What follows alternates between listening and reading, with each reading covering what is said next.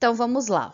Eu vou aproveitar e vou gravar por aqui também, porque às vezes aqui a imagem fica melhor do que lá no Meet, tá?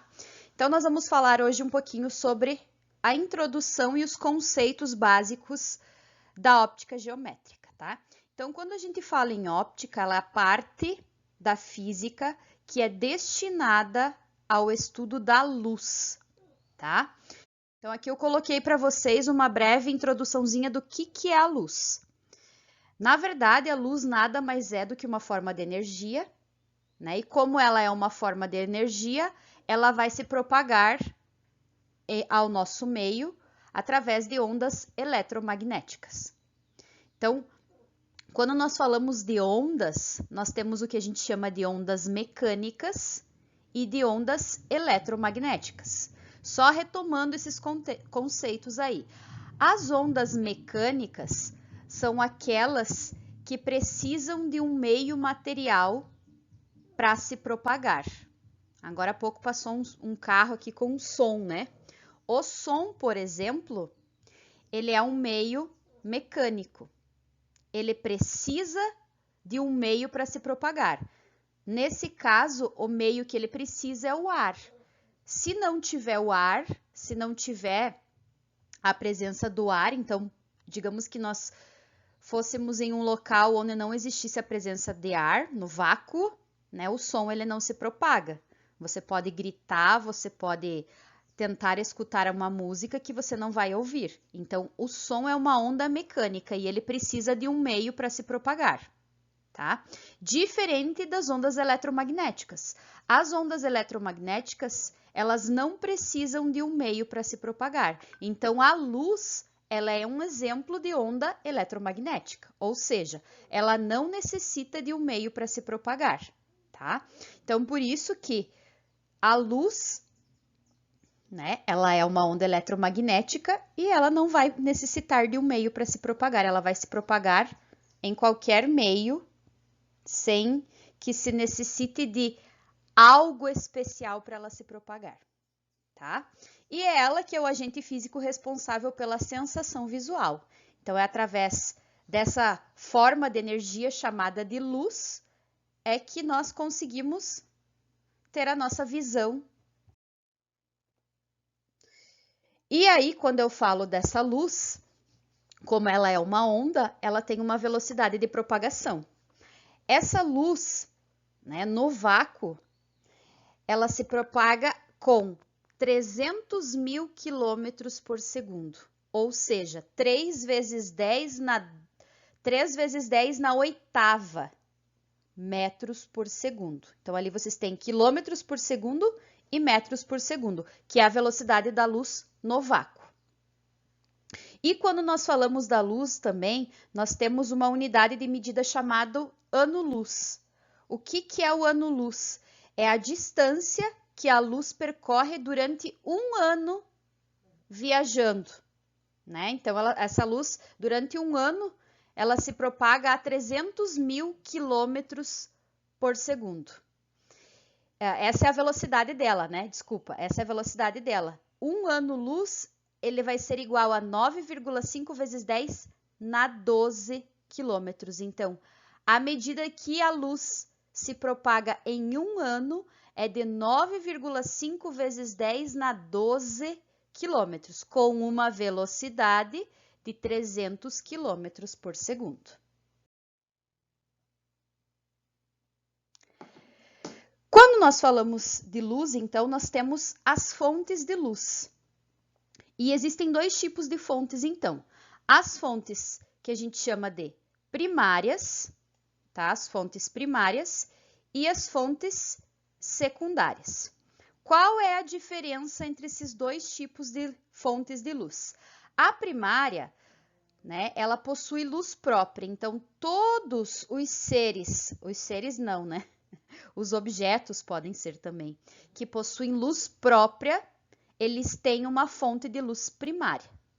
Já os que não possuem, né, não possuem luz própria, são chamados de fontes de luz secundária. E aí nós temos um exemplo, ó, das fontes primárias, que é o Sol, um vagalume e uma lâmpada. Só que essa lâmpada ela vai depender, tá? A lâmpada, quando se trata de lâmpada, ora ela pode ser fonte de luz primária, ora ela pode ser fonte de luz secundária, dependendo da situação em que eu trabalho, tá? Depois vocês vão ver durante o andar da carruagem aí, quando que uma luz, né, uma lâmpada, não é uma luz, uma lâmpada, ela pode ser uma fonte de luz secundária. E aí nós temos as secundárias, que é a lua. Por que a lua não é primária? Porque ela não possui luz própria, né? Se ela não possui luz própria, ela não é primária. A lua, quando nós enxergamos ela, nada mais é do que a luz do sol, né, que está refletindo nela. Depois nós vamos ver um pouquinho a respeito. Aí nós temos outro tipo de lâmpada, né? Aqui, antes no slide anterior, nós tínhamos um tipo de lâmpada chamada de incandescente. A lâmpada incandescente, ela é uma fonte de luz primária, tá? Aqui nós já temos um outro tipo, que é a fluorescente. Essa lâmpada aí, ela é um exemplo de fonte secundária, tá? Porque ela não possui luz própria, ela precisa do quê? De uma corrente elétrica que passe por ali. Já a incandescente não, ela gera luz própria por causa do aquecimento. Ela tem uns dois fiozinhos assim, ó, que depois a gente vai ver como é que funciona, que ele aquece, que é chamada de resistência da lâmpada, né? É como se fosse um chuveiro. Aquela resistência, então, ela aquece com o alto aquecimento, ela faz com que seja emitida uma luz, certo? Então, por isso que ela é chamada de fonte de luz própria, primária e não secundária. E aí nós temos uma pessoa, né? Uma pessoa, ela é um exemplo de fonte de luz secundária, ela não tem luz própria. Mas existem aquelas que têm, né? Eu sempre digo para os meus alunos da escola regular lá, né? Comparo que existem pessoas que têm luz própria, mas não são fontes de luz primária. É outro tipo de luz que elas emanam, né? E aí nós temos, quando elas são fontes de luz secundária, elas podem, só um pouquinho. Elas podem ser classificadas tanto a primária quanto a secundária como fonte luminosa, né?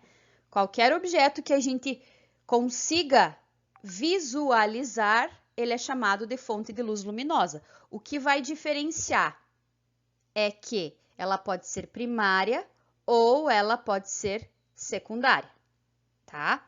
E aí, dentro das primárias tem o que eu falei, ó. Incandescente, que ela vai emitir uma luz devido à alta temperatura, que é o exemplo da lâmpada que eu falei para vocês. E luminescente, que ela emite luz a baixa temperatura. Nem todos os corpos vão precisar ficar com uma temperatura elevada para emitir luz, né?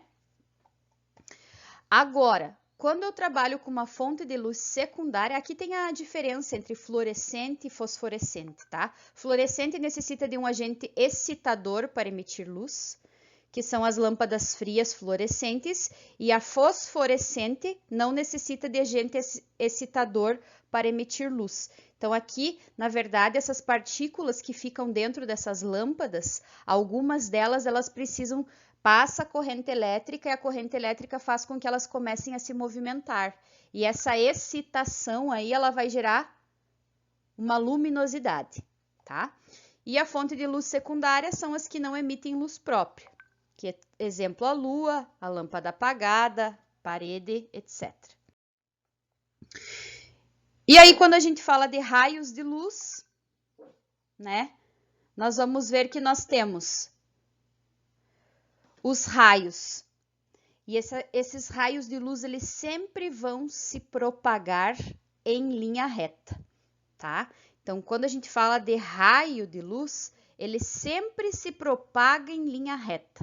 Essa é a ordem natural, se propagar sempre em linha reta. O que vai acontecer é que ele vai, durante o seu processo aí de propagação, ele pode né, entrar em contato com algum tipo de material que vai fazer com que esse caminho da luz aí, ele passe a não ser mais em linha reta, mas nós já vamos ver aí na frente. Então, os raios de luz, ó, são segmentos de retas orientados, né? O que é orientados? Eles possuem uma direção, né? Eles são uma grandeza vetorial, eles precisam de uma direção. Então, um raio de luz, ele sempre vai sair de um ponto com destino a outro, vai sair de A com destino a B. Então, por isso que a gente diz que eles são orientados, tá? E eles sempre vão representar o sentido da propagação dessa luz. E é eles, a junção desses raios, que vão auxiliar, né, na construção das imagens que vão chegar até a nossa visão.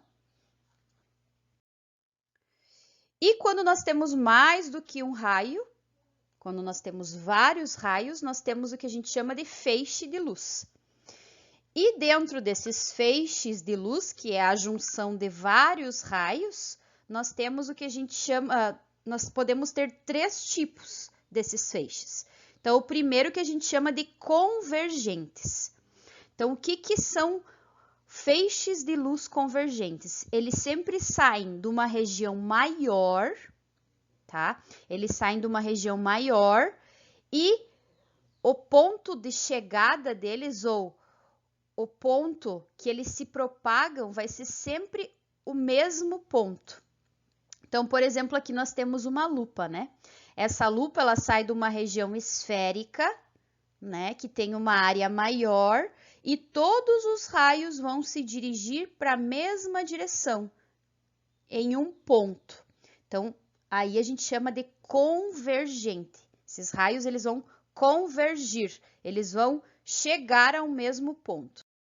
E aí nós temos os divergentes, que vai acontecer o contrário, tá? Nós vamos ter uma fonte de luz aqui, ó, que vai estar em um ponto, e esses feixes de luz, eles vão o quê? Se propagar, aumentando as suas distâncias com o passar do tempo.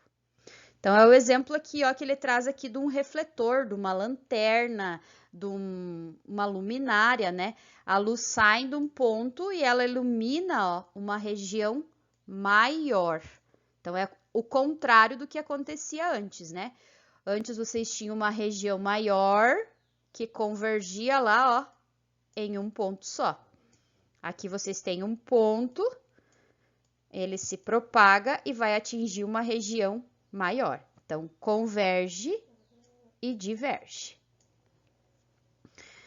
E nós temos também os feixes de luz paralelo, tá? O que vai acontecer com o feixe de luz paralelo? Eles vão sempre estar na mesma distância.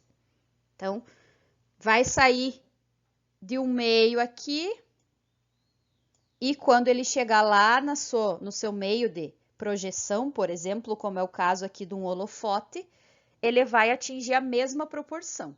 Se bem que existem vários tipos de holofotes, né? Tem alguns que aumentam, que divergem.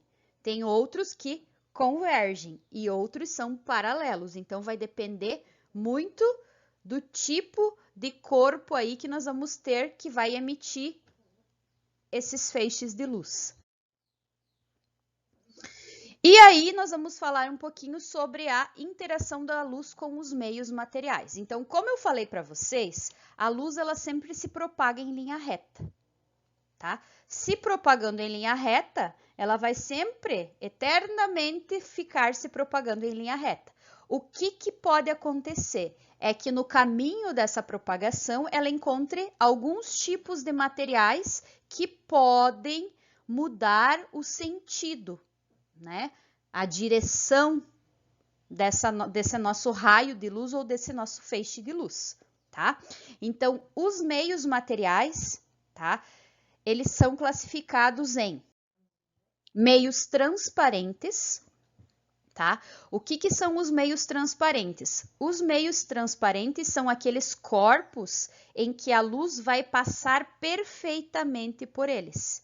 Então, ela vai permitir que os raios de luz passem e não se percam no decorrer dessa passagem, né? Então, por exemplo, se a gente tem um vidro e esse vidro tá bem limpo, um vidro bem transparente, ele tem que estar bem limpo, porque se ele tiver uma sujeirinha, ele já vai desviar, né?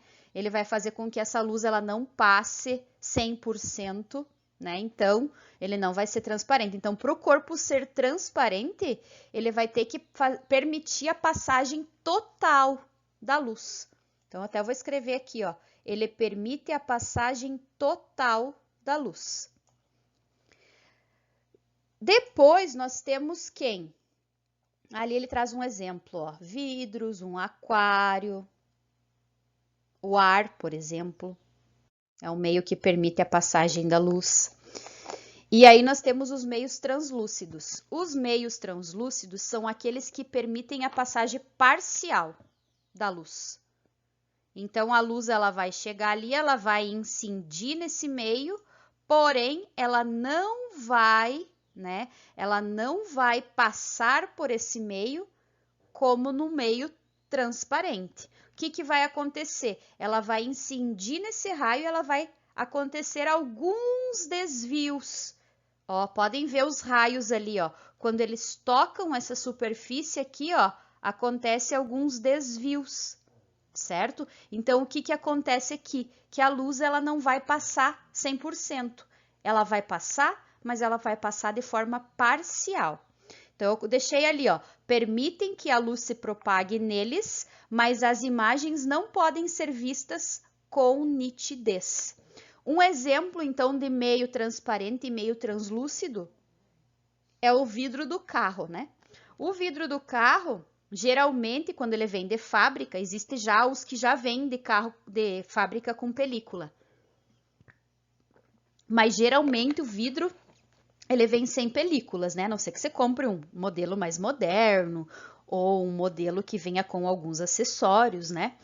Então, vocês podem ver a diferença quando vocês estão no sol, né? O sol nada mais é, claro, o sol ele vai aquecer por causa dos raios ultravioletas, né? Mas não deixa de ser o que? A propagação da luz. Se vocês estão dentro de um carro e esse carro não tem uma película, essa luz, ela vai, tanto a luz quanto os raios ultravioletas, eles vão incidir de forma total. Então, eles vão passar por o vidro, porque ele é um meio transparente. Eu não vou dizer quase que totalmente, porque sempre tem alguma coisinha ali que vai desviar. Agora, façam outro teste. Fiquem no sol com um carro com películas. O carro sem películas, você vai sentir a queimação do sol na tua pele. Por quê? Porque a luz passa 100%. Já quando é um meio translúcido que tem uma película, a luz vai passar, vai. Mas ela não vai passar totalmente. Alguns raios ali vão se perder, né? Então, eles vão passar de forma parcial, o que faz com que você não sinta tanto, né, a luz solar atingindo a sua pele. Então, a película nos carros, ela serve não só para esconder quem está dentro do carro, mas por causa dos raios ultravioletas. Ali vocês têm um exemplo, ó. Deixa eu só apagar esse parcial de cima, ó. Os vidros canelados, que a gente chama, né? Eles são meios translúcidos, a luz passa, porém não de forma total, né? Então, eu já não consigo visualizar tudo perfeitamente. E aqui tem um vidro que a gente chama daqueles vidros jateado, né? Também. E o com película, como eu já falei para vocês. E além do meio transparente e translúcido, nós temos o meio opaco.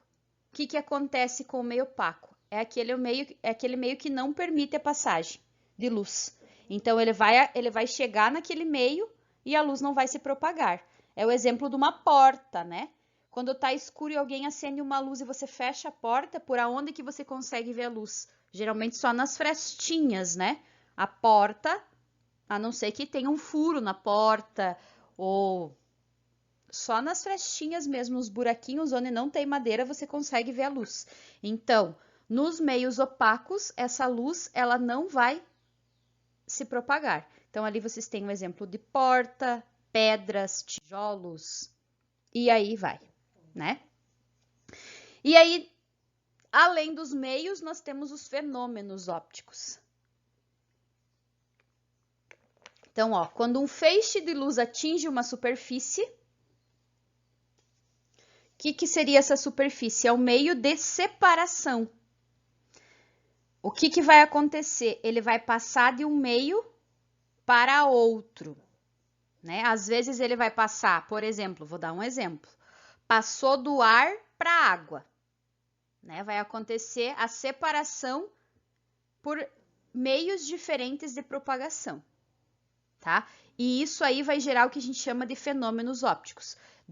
Às vezes, você tem a luz que sai do ar, passa pela água, por exemplo, e volta para o ar. Então, a gente vai ter outro tipo de fenômeno aí, tá? Então, o primeiro fenômeno que a gente tem é a reflexão.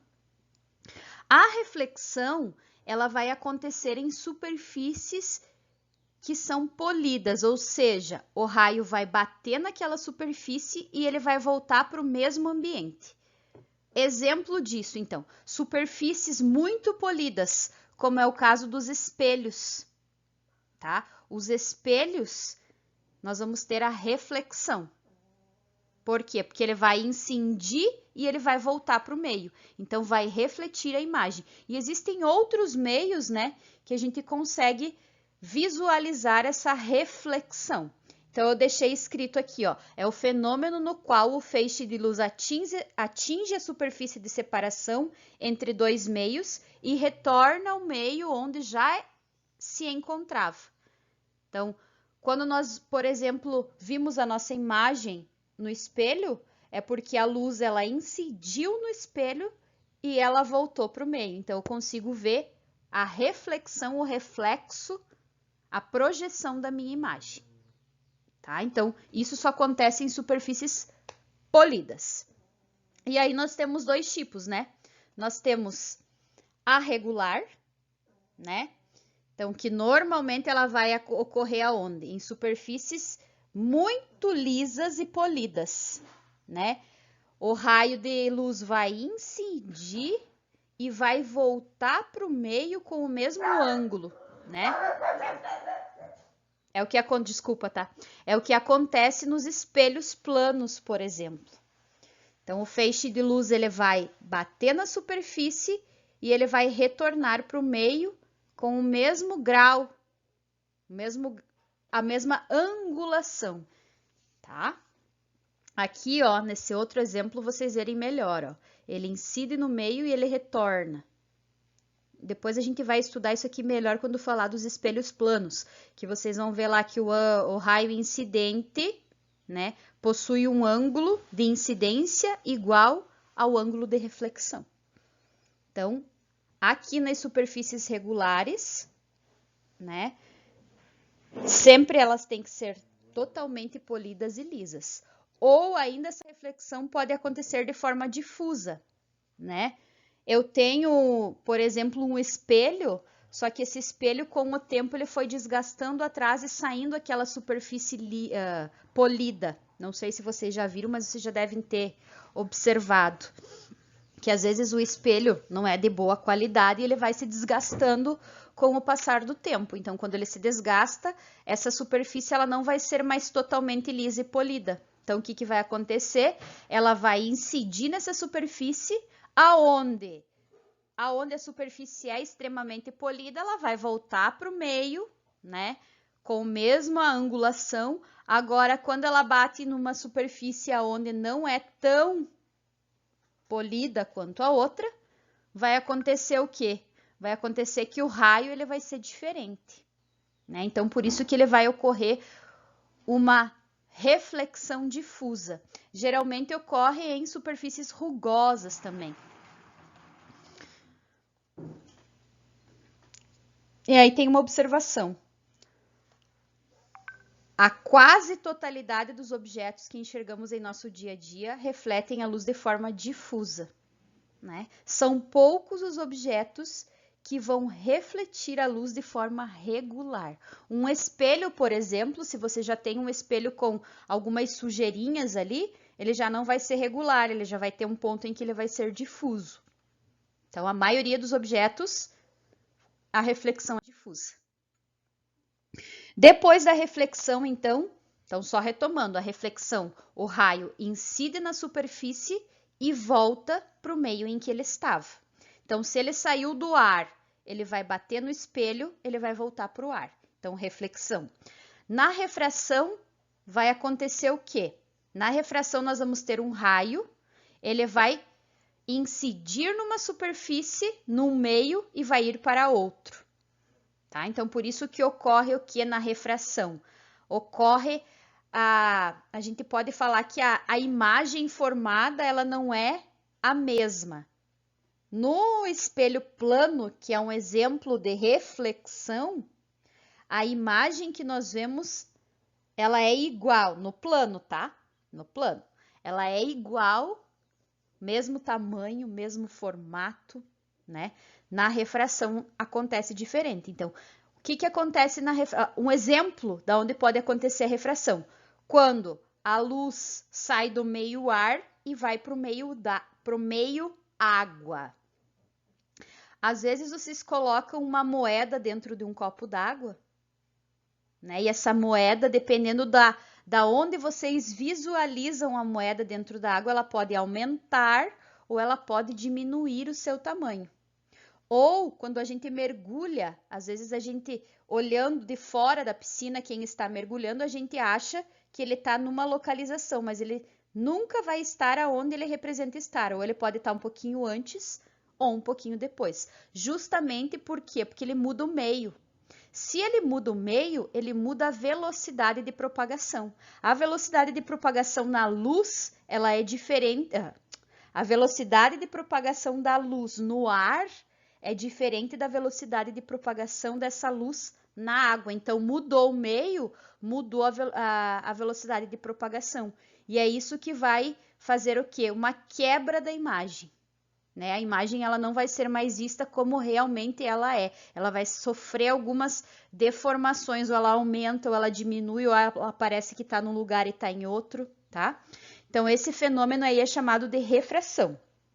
Então, é o fenômeno no qual um feixe de luz se propagando em um meio atinge uma superfície de separação e passa a se propagar em outro meio, tá?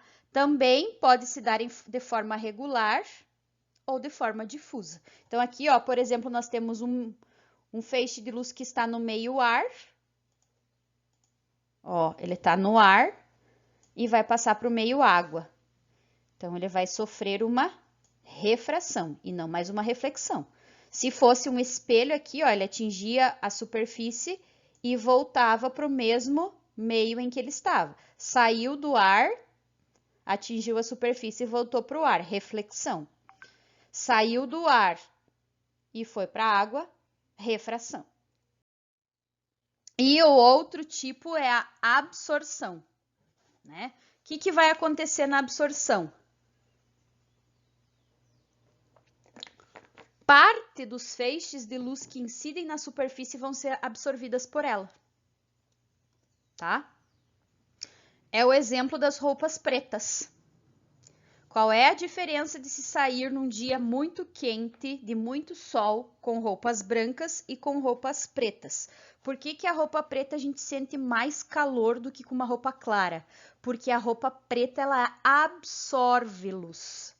Né? Então, diferente das roupas claras que elas refletem a luz, o preto não, o preto absorve. Então, esse é um exemplo de absorção. Quando ele absorve os raios solares, geralmente ele vai ocasionar um aquecimento por causa dos raios ultravioletas, né? Então, por isso que a gente sente, quando a gente sai com roupa preta, a gente sente mais calor. Isso é comprovado fisicamente. O tecido preto, o preto ele não reflete, ele absorve. E a dispersão da luz. A luz, né? Então, quando a gente fala da luz e das cores, a luz ela é a junção, né? o branco, digamos isso, ele é a junção de várias cores. Então, eu coloquei aqui, ó, um feixe de luz pode ser monocromático, quando possui apenas uma cor associada a ele, ou um comprimento de onda específico para aquela cor. Depois, quando nós estudarmos a questão das ondas, nós vamos ver que quando uma onda se propaga, ela possui um comprimento de onda, tá? Então, essa questão da luz aqui como onda e como cor, nós vamos ver melhor quando nós trabalharmos no próximo conteúdo que fala sobre ondas, né? Então, quanto maior, cada tipo de cor vai ter um comprimento de onda específico, tá? Ou ele ainda pode ser policromático, quando possui várias cores, ou seja, vai ter uma junção nos comprimentos das ondas aí em sua composição. A luz do sol, então, ela dá origem. Quem nunca ouviu falar no disco de Newton, né? O disco de Newton é um disco onde você tem 7 cores e quando você coloca esse disco em movimento e você olha para ele, parece que ele é branco, né? Por quê? Porque a luz, as cores, né? A cor branca nada mais é do que a junção das 7 cores principais, que a gente diz que são as 7 cores do arco-íris. O arco-íris só é formado quando acontece a reflexão dessa luz. Né? Então, quando acontece a reflexão da luz do sol, nós vamos ter um arco-íris. E aí nós vamos ter essas cores divididas nas 7 cores do arco-íris. Tá? Que tá aí, ó. Dá para fazer, tem uma capa, me ajudem, do Pink Floyd, eu acho que é, né? De um disco, se eu não me engano é, que tem bem esse prisma aqui, ó. E aí a luz incide, a luz branca, ela passa pelo meio, que é o vidro, e ela vai ser refletida. Quando essa luz ela é refletida, ela vai dar origem às 7 cores que nós conhecemos, que são as cores do arco-íris: vermelho, alaranjado, amarelo, verde, azul, anil e violeta. Tá? E aí, ó, ele tá falando um pouquinho das cores, né? A questão das cores primárias, cores secundárias, terciárias, aí já entra um pouquinho de artes para entender, né? Mas nós só conseguimos enxergar as cores que chegam até nos nossos olhos, né? Aí ele dá um exemplo assim, ó. Quando observamos um dado objeto de uma cor, por exemplo, verde, né? Ele é iluminado com luz branca. A cor que nós vamos ver vai ser a cor refletida. E as outras cores, nesse caso o vermelho, o alaranjado, o amarelo, o azul, o anil, o violeta, foram absorvidas pelo objeto. Então nós só conseguimos enxergar a cor do objeto quando ela é refletida. Se ele é verde, é porque ele absorveu todas as outras cores. E é por isso que tem um problema de visão que nós vamos ver lá nas próximas aulas, né? Que tem pessoas que têm dificuldade em enxergar verde e vermelho, né? Os daltônicos, né? Por quê? Porque eles têm um problema de formação no olho, que nada mais é do que uma lente que não vai absorver ou não vai refletir, nesse caso, a cor verde e a cor vermelha. Por isso que eles não conseguem diferenciar essas duas cores aí, tá? Aí as cores de todos os objetos, elas são policromáticas, né? A gente só vai conseguir ver aquilo que reflete, aquilo que não reflete, a gente não consegue identificar. E aqui a gente tem um exemplo, ó. Quando a bandeira do Brasil, ó, se vocês fizerem um teste com luzes de cores diferentes, né? Vocês vão ver com a luz branca que vocês vão conseguir identificar todas as cores. Por quê? Porque ela reflete todas as cores. Agora, se for com uma luz amarela, vocês só vão enxergar preto e amarelo. Né? Por quê? Porque só vai refletir o amarelo e o preto vai absorver as cores. Então, vocês vão enxergar preto e amarelo. Agora, se vocês forem olhar a nossa bandeira do Brasil com uma luz verde, vocês só vão enxergar o preto e o verde. E com a luz azul, a mesma coisa, vão enxergar o preto e o azul, porque ele não reflete as outras cores, que é o amarelo, que é o verde, né? Então, isso vai depender muito das cores e de qual luz que nós vamos utilizar para fazer a visualização, ok? Então, agora nós vamos dar início aos princípios da óptica geométrica. Então, como eu já falei para vocês, né, as ondas, a luz ela é uma fonte, é uma energia, um tipo de energia que se propaga através de ondas eletromagnéticas.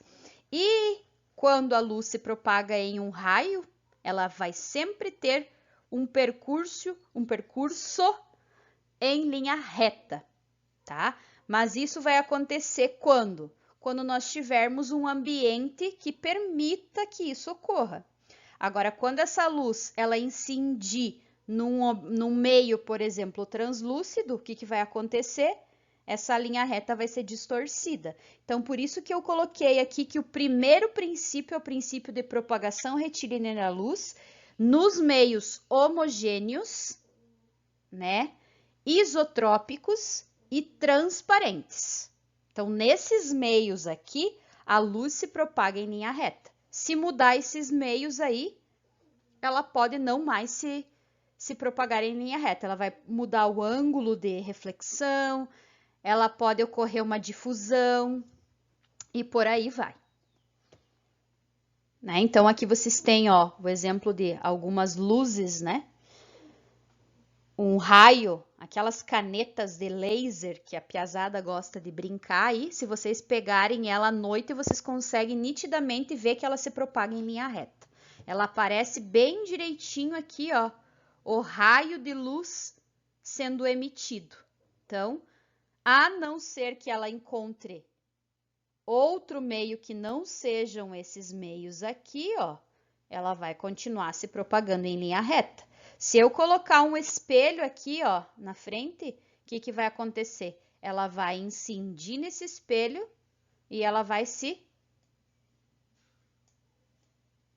refletida. É claro que se aqui, ó, eu tiver um ângulo de 90 graus aqui, ó, perpendicular ao espelho, esse feixe, vocês não vão ver a reflexão, né? Porque vai ser bem em cima, o ângulo de incidência vai ser bem em cima do ângulo refletido. Por isso que é sempre bom vocês darem uma angulação aqui, ó, quando vocês querem visualizar esses feixes de luz em um espelho.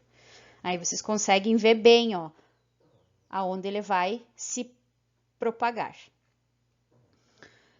Então, o primeiro princípio é que a luz se propaga em linha reta. Sempre em linha reta nesses meios, homogêneo, isotrópico e transparente. Se for em outro meio, aí ela já vai se perder um pouco desse primeiro princípio.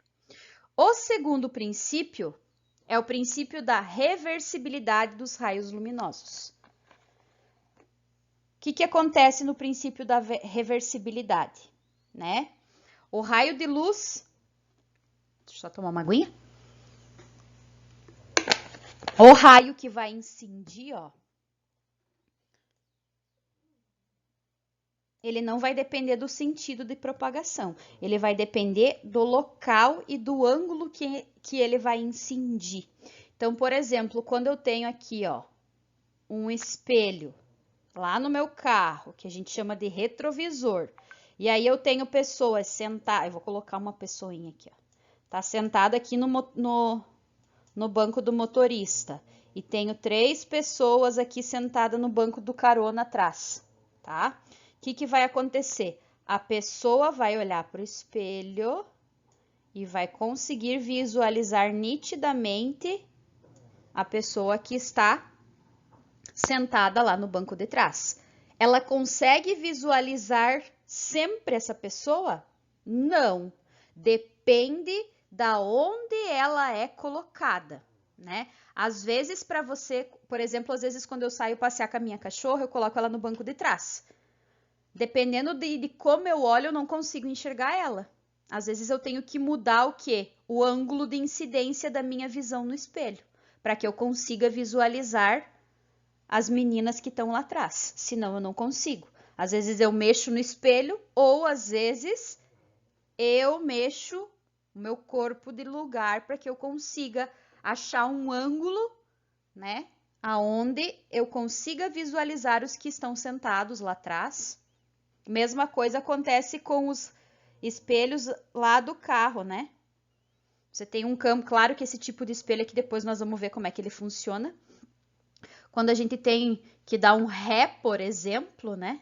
Nós temos que fazer com que esse espelho aqui fique no nosso campo de visão. Às vezes você vai dar um ré para estacionar, né? Tu tem que baixar esse espelho retrovisor aqui para que tu consiga visualizar o meio-fio. Então, isso vai depender, não depende da trajetória, ó. Não depende do sentido, mas sim do ângulo, eu diria, né? Do ângulo com que o raio refletido, né? Do ângulo refletido não, do ângulo que está do raio que está incidindo no espelho, que nesse caso seria a nossa visão, e do ângulo refletido. Aí vocês vão ver depois estudando os espelhos planos e depois os esféricos, né? O porquê que a gente tem espelhos que a gente consegue visualizar, tem espelhos que a gente tem que mudar o ângulo, né? Depende muito. Espelho plano é um tipo de espelho, espelho esférico é outro, mas esse princípio da reversibilidade aí, ele serve tanto de um para o outro. O que vai mudar é a superfície, que é o tipo do espelho. Deixa eu apagar isso aí. Aí aqui eu coloquei, ó.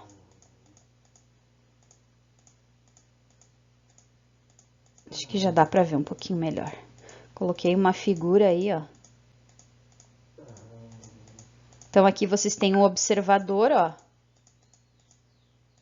O observador. E aqui vocês têm uma fonte de luz que é a lanterna. Então, se vocês colocarem essa fonte de luz refletindo nesse espelho, o feixe de luz ou o raio de luz vai incidir em linha reta, vai bater nesse espelho, dependendo da posição em que ele estiver, vai mudar o grau, o ângulo de incidência. Esse ângulo, esse raio vai vir para cá, vai refletir nesse outro espelho e aí vai chegar até nos olhos do nosso observador. Piazada gosta muito de brincar com o relógio, né? A luz do sol incide no relógio, eles ficam fazendo o reflexo, né? E eles são bem espertos. Eles gostam de ficar, principalmente dentro da sala de aula, os pequenos. Eles acham que a gente não sabe. Um dia eu cheguei na sala, tinha um aluno fazendo reflexo do relógio, bem lá no meu rosto. Mas eu olhei direto para ele e disse: caro aluno, você esqueceu que eu sou professora de física e que eu sei identificar da onde vem esse reflexo. Ele ficou roxo, azul, cor de rosa. E aí eu tive que dar uma aula para eles a respeito disso. Pense que a aula foi melhor do que a aula, que eu dou aula de matemática também, né? Do que a aula de matemática, porque era algo que eles queriam saber como é que funcionava. E depois nós temos o princípio de independência dos raios luminosos. O que isso significa?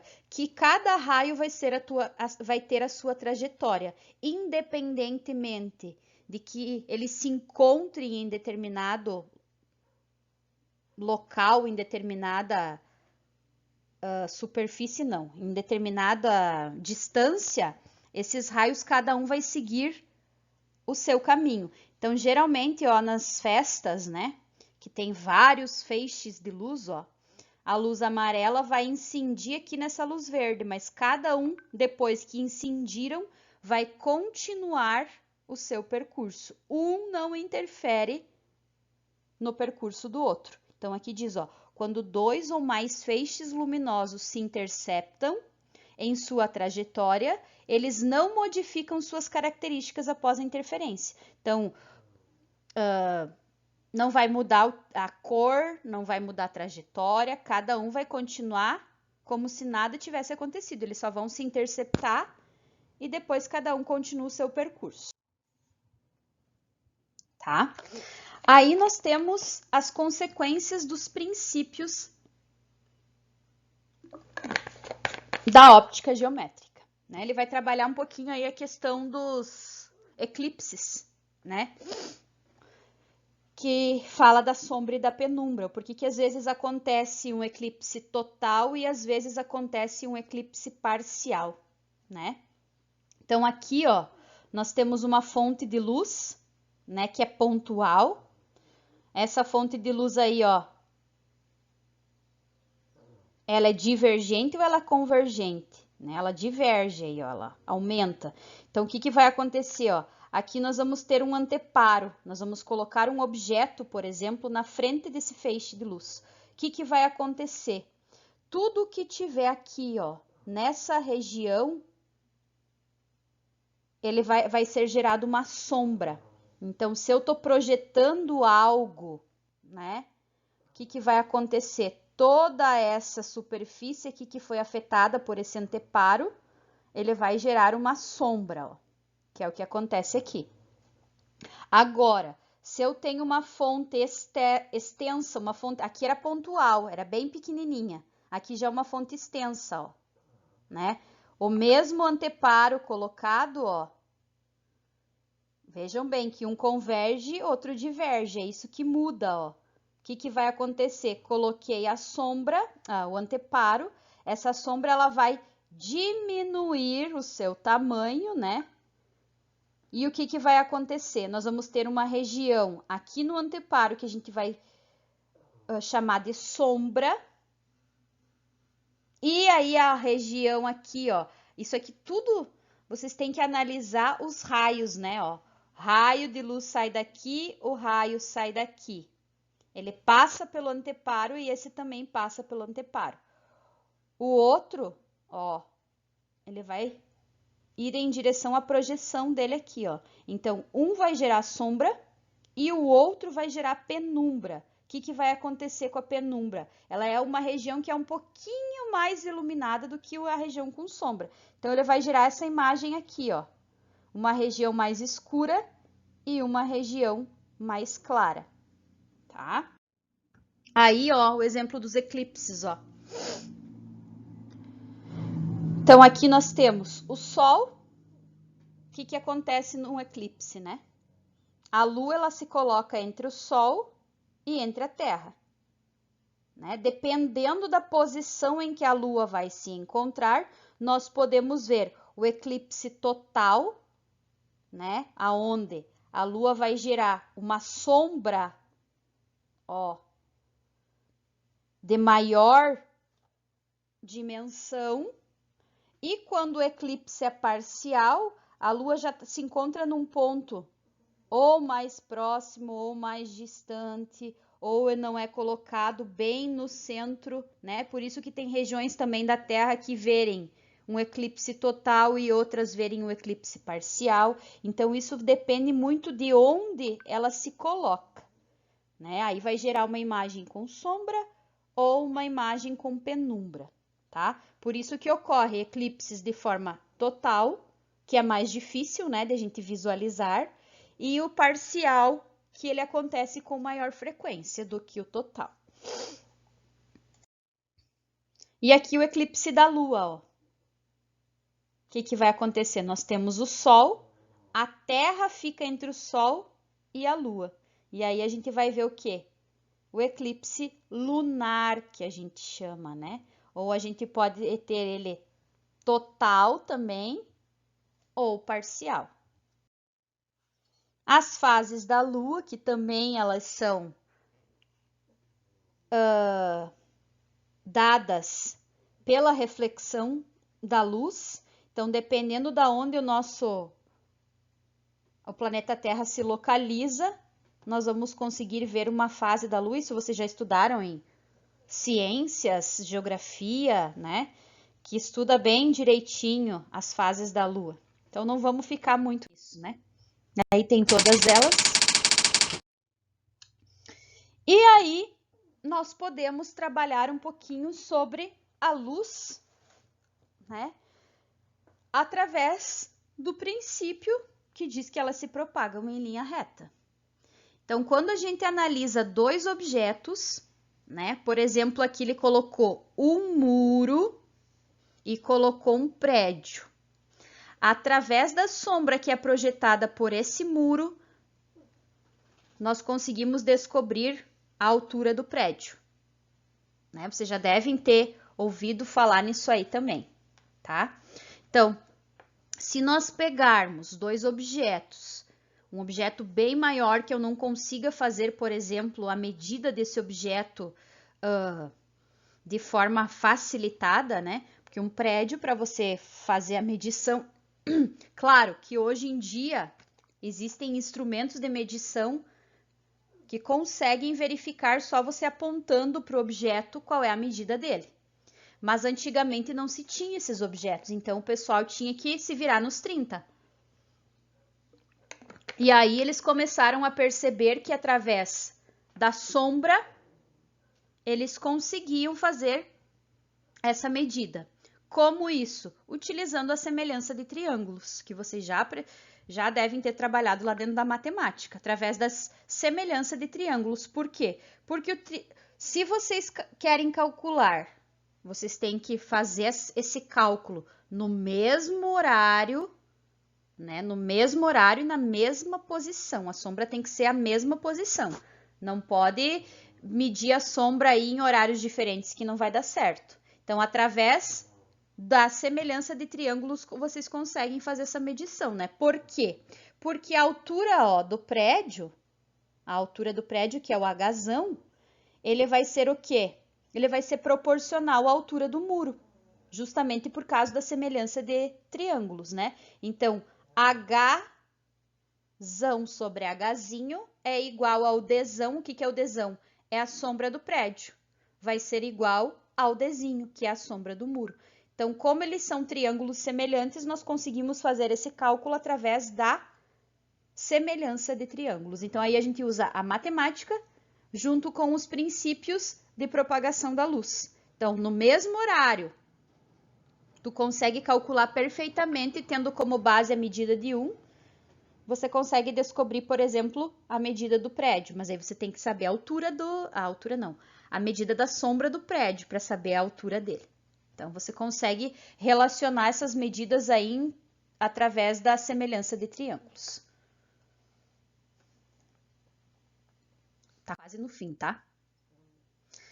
Então, aqui nós temos um exercício, ó, que diz o seguinte: um aluno, desejando determinar a altura de um edifício, mediu o comprimento de sua própria sombra e da sombra do edifício, formadas em um mesmo piso horizontal. Para sua sombra, obteve o valor de 60 centímetros. Então, ó, a sombra do menino, vamos colocar aqui, ó, 60 centímetros. 0,60 metros, né? Vamos trabalhar com metro. E para a do edifício, 5,4 metros. Então, ó, a sombra do edifício, 5,4 metros. Sabendo que a altura do aluno, do menino, é de 1,60 m, então a altura dele é de 1,6. Calcule e determine a altura do edifício. Então, vocês vão determinar a altura do edifício, que é H. Vamos colocar aqui um Hzão, né? Para ficar melhor. Então, ó, a altura do prédio vai ser proporcional à altura do menino, que é 1,6. Igual o comprimento da sombra do prédio vai ser proporcional ao comprimento da sombra do menino. E aí, vocês vão fazer, ó, multiplicação em x. H vezes 0,6, 0,6H. Igual, agora faz lá, ó, 5,4 vezes 1,6. Vai dar 8,64. Tá? Esse vezes esse. 5,4 vezes 1,6. O 0,6 está multiplicando, vai passar para o outro lado dividindo. Então, H vai ser igual a 8,64 dividido por 0,6. Dividido por 0,6 vai dar uma altura de aproximadamente, não, vai dar certinho, 14,4 metros, que é a altura do nosso edifício.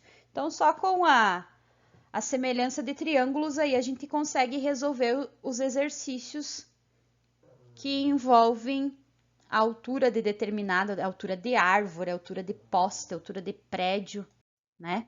Tá aqui, ó, a resolução depois para vocês. E aí nós temos um instrumento chamado de câmera escura, né? Vocês já devem ter ouvido falar da câmera escura do orifício. O que vai acontecer nessa câmera escura? Ela geralmente projeta a imagem do objeto real e invertida, tá? Invertida. Então, o objeto está aqui, o feixe de luz passa por um orifício e essa imagem ela é projetada lá no interior da câmera escura, numa parede aqui, ó, que a gente tem na outra extremidade dela. E essa imagem ela vai ser invertida e geralmente menor do que o objeto, tá? Mas o princípio vai ser o mesmo da semelhança de triângulos, tá? O que vai acontecer aqui é que elas vão ser inversamente proporcionais, tá? Então, tá aqui, ó. Depende do que você está trabalhando, aí você vai analisar aqui, mas a fórmula de semelhança do triângulo é a mesma para a câmera escura, tá? Ó. Então, aí nós temos o H, que é o tamanho da altura do objeto, e nós temos o Hzinho, que é o tamanho ou a altura da imagem. Nós temos o Dzão e o Dzinho. O Dzão é a distância do objeto até o orifício. E o Dzinho é a distância da imagem até o orifício da câmara escura. Mas o processo também é por semelhança de triângulos.